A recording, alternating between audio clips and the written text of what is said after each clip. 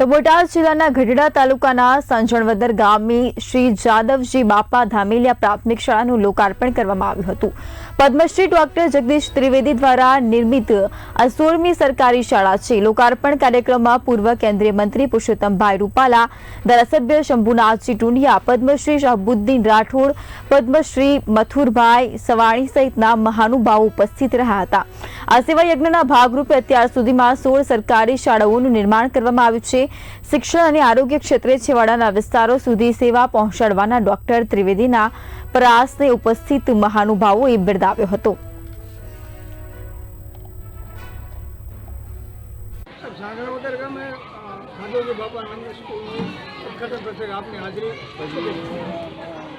નમસ્કાર। સાંજણાવાવ ગામે પ્રાથમિક શાળા જાદવજી બાપાની નામ સાથે જોડાણી।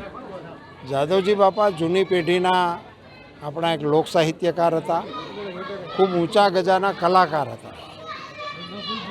એમને યાદ કરીને એમના નિર્વાણ બાદ 30 વર્ષે એમના નામ સાથે પ્રાથમિક શાળાનું નવું મકાન બને એ ઘટના સાહિત્યિક રીતે, ઐતિહાસિક રીતે અને આપણા સંસ્કારોને ઉજાળનારી ઘટના સાંજણવાવ ગામે બની છે, એનો અમે રાજીપો વ્યક્ત કરીએ છીએ।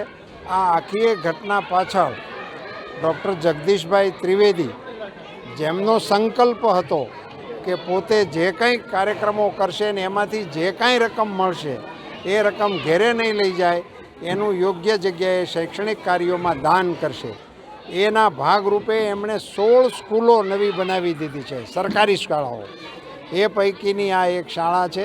એટલે જગદીશભાઈ ત્રિવેદીના સંકલ્પ બળને કારણે જિલ્લાના આગેવાનોની ઉપસ્થિતિમાં અમારા અહીંના ધારાસભ્યશ્રી આદરણીય શંભુપ્રસાદજી ટુંડિયાજી, મથુરભાઈ સવાણી, આદરણીય શાહબુદ્દીનભાઈ રાઠોડ અને અન્ય ગણમાન્ય આગેવાનોની ઉપસ્થિતિમાં આ શાળાના નવા મકાનનું લોકાર્પણ થયું। જાદવજી બાપાનું નામ, જૂની પેઢીના કલાકારનું નામ ચિરંજીવ બન્યું, એનો ખુશી અને રાજીપો વ્યક્ત કરીએ છીએ।